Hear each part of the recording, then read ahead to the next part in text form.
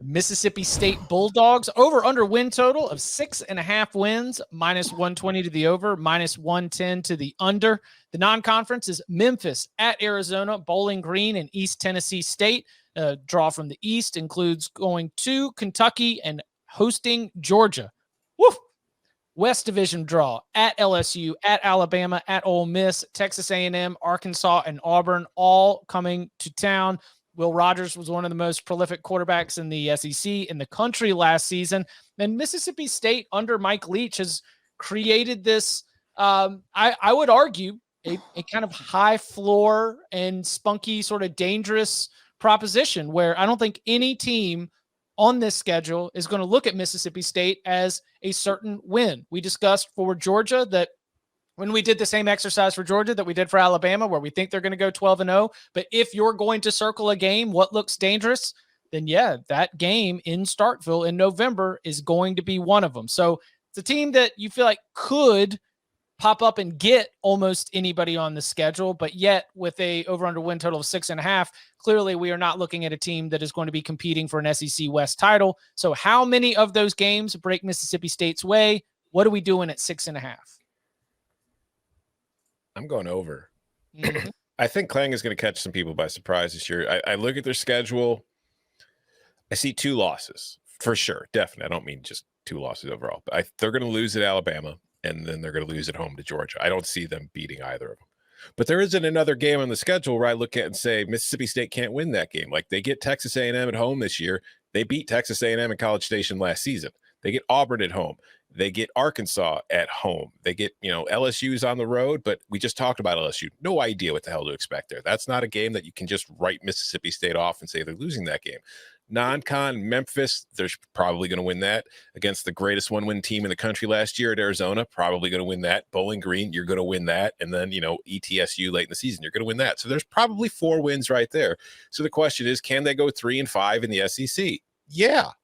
And we've seen too, like if you look at Mike Leach's history as a coach, year 3 is typically when things start going well. Like he'll get off to some slow starts, but by year 3, things are in place. His roster is in place. His offense is in place. Everybody knows everything that they're going to be doing. And the difference is this time, he actually has a good defense. He's never really had that in year 3 before. So I think Mississippi State could surprise some people. I think they're going to go 7-5. I think they could go 8-4. Hey, Bud, have you gone inside the guts of the power ratings for Mississippi State? And I guess the first question should have been, why is Mississippi State getting some love from the power ratings? Because they grade out as a team that is arguably even within a point or 2 on a neutral field with Texas A&M, yet clearly are sitting with a very different win total and expectations in terms of the opinion and the layman out there looking at the SEC West. Sure. So, on that chip, so they were like a top 40-ish team last year, power ratings wise. If you take out the Bulls, they were a little bit better than that. And I do. I know some people want to leave them in. That's up for debate.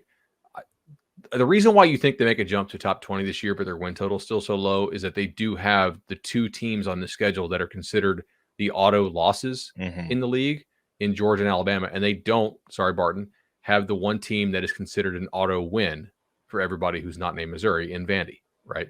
And they also don't draw Missouri from the East. So that's why their win total is so, depressed.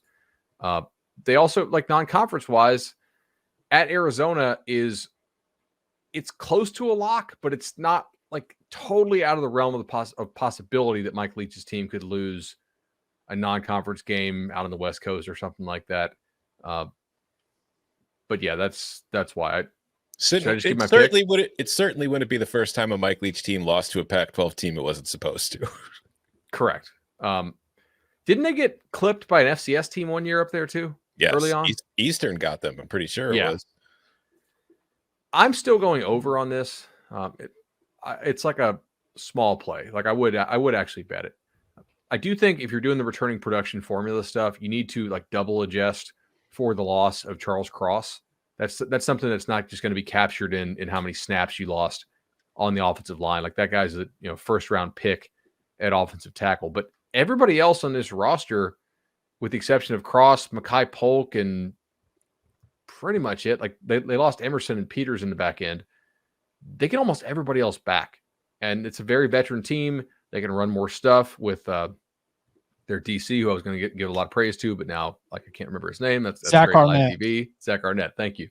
I think they can go 7-5. Over. Yeah.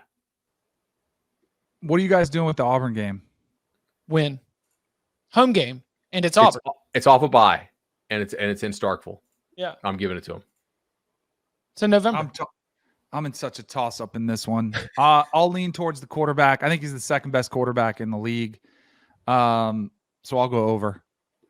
I think also about the third year, seeing the improvement in Mike Leach's, kind of where things turn a corner and things start to ramp up a little bit. I'll rely on that history too.